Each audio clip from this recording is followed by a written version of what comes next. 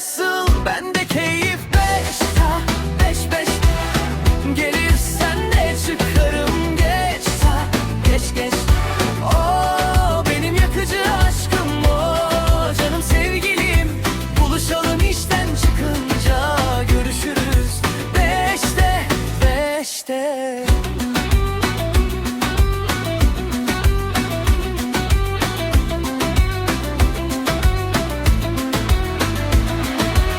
Gözlerine bakınca söz bulamıyorum.